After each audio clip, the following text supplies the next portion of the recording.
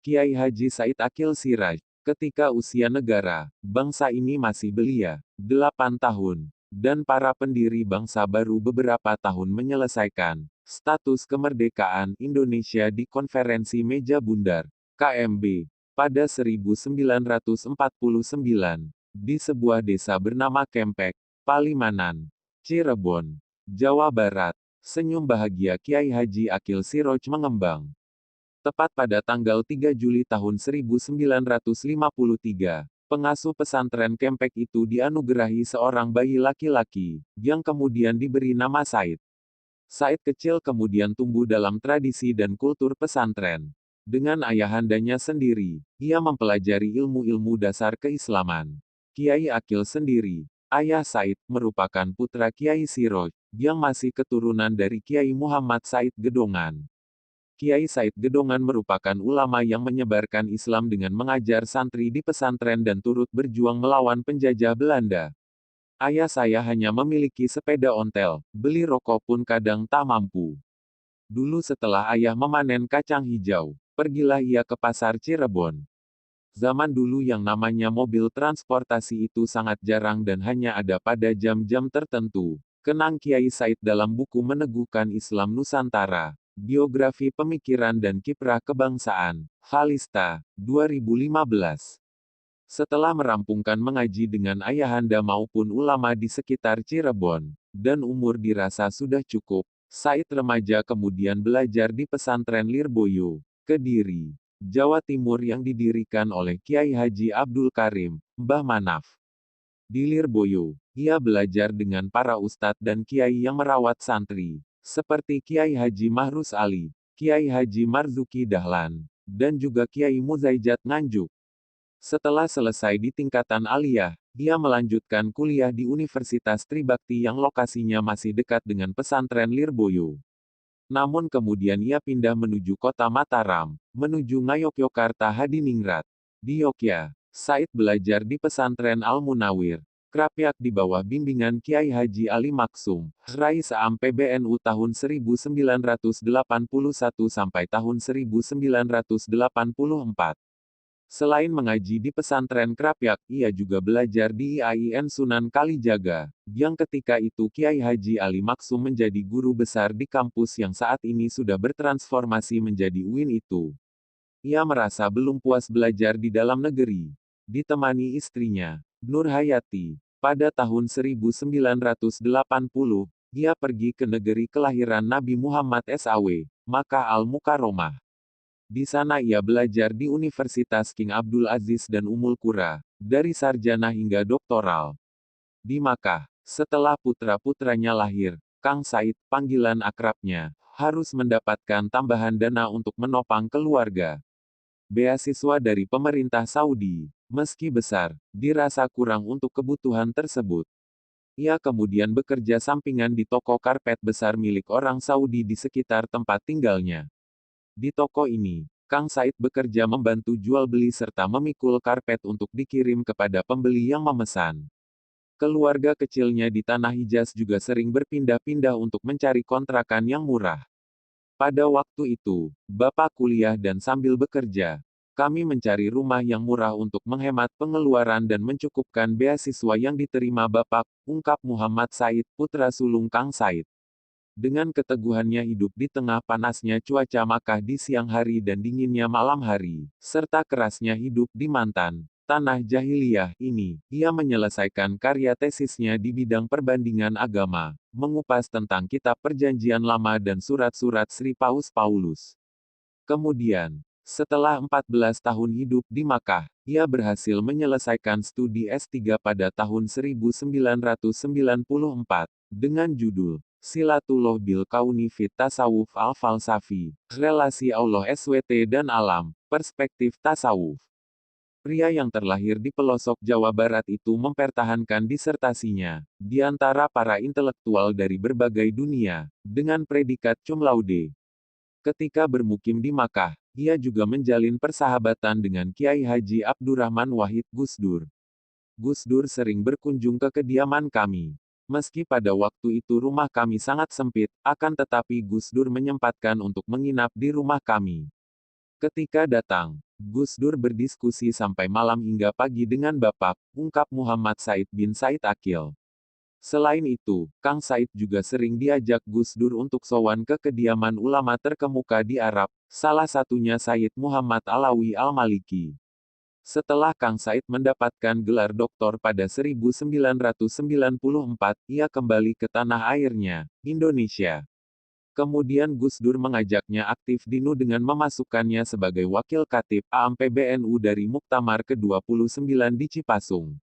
Ketika itu, Gus Dur mempromosikan Kang Said dengan kekaguman. Dia doktor muda NU yang berfungsi sebagai kamus berjalan dengan disertasi lebih dari 1000 referensi, puji Gus Dur.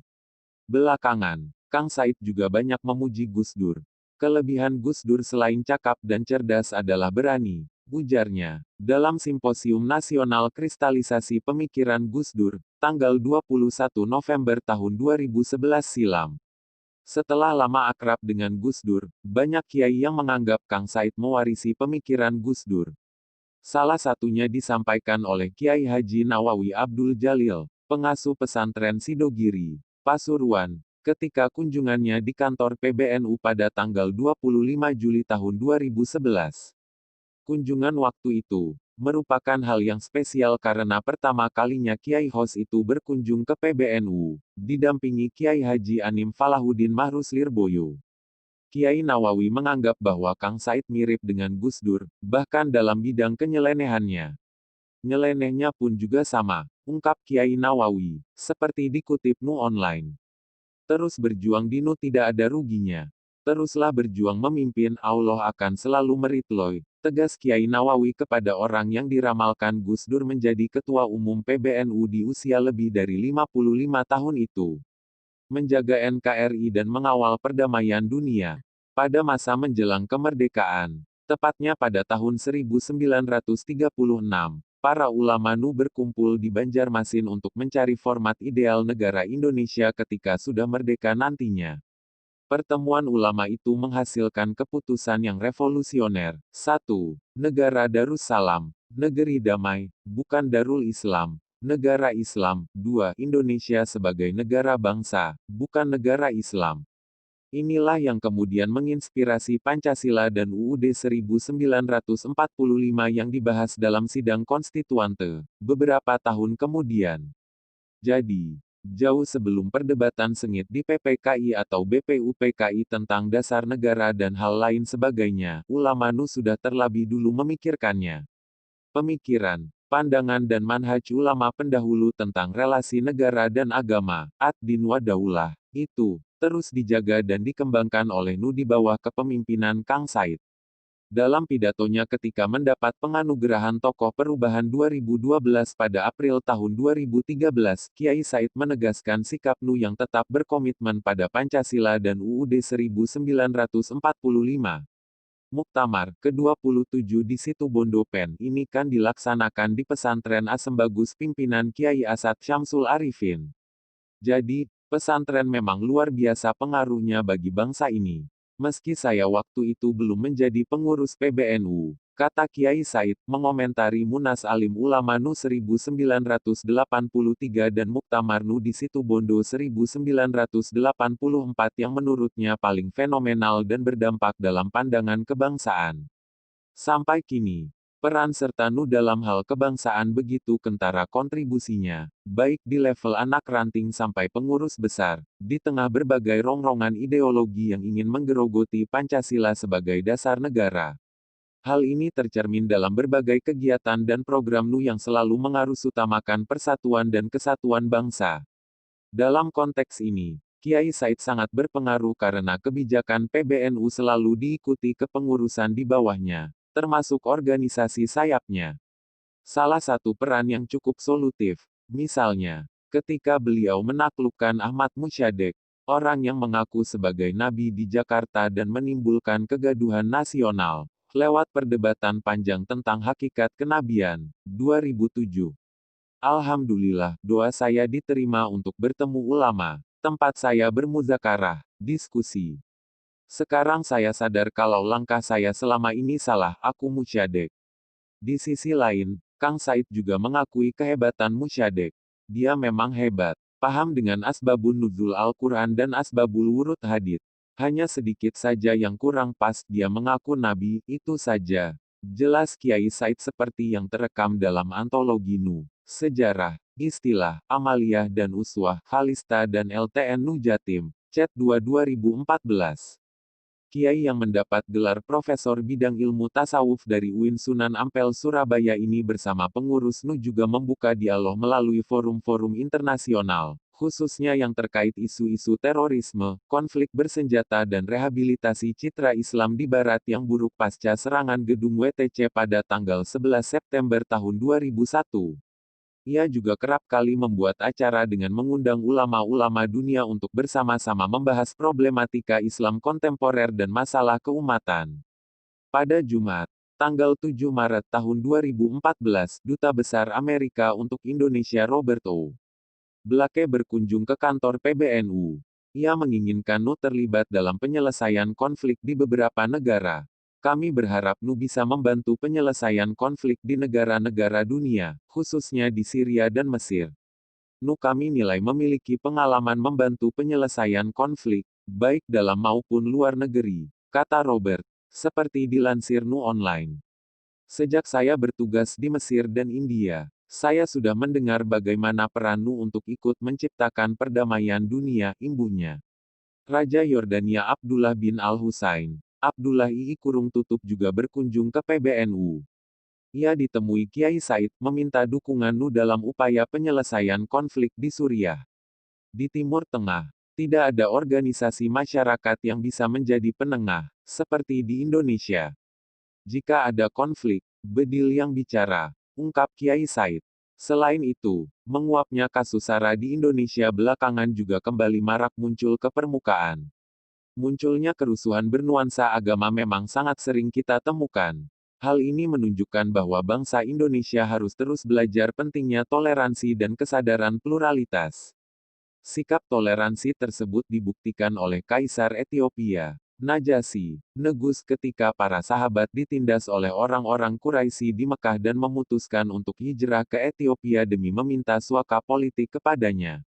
Kaisar Negus yang dikenal sebagai penguasa beragama Nasrani itu berhasil melindungi para sahabat Nabi Muhammad SAW dari ancaman pembunuhan kafir Quraisy. Tulis Kiai Said dalam dialog tasawuf Kiai Said, Akidah, Tasawuf dan Relasi Antarumat Beragama, Khalista, LTN PBNU dan SAS Foundation, Chat 2, 2014. Menghadapi potensi konflik horizontal itu, Nu juga tetap mempertahankan gagasan Darussalam, bukan Darul Islam, yang terinspirasi dari teladan Nabi Muhammad dalam Piagam Madinah. Dalam naskah tersebut, Nabi membuat kesepakatan perdamaian, bahwa Muslim pendatang, Muhajirin, dan Muslim pribumi, Ansar, dan Yahudi kota Yasrib, Madinah, sesungguhnya memiliki misi yang sama, sesungguhnya satu umat.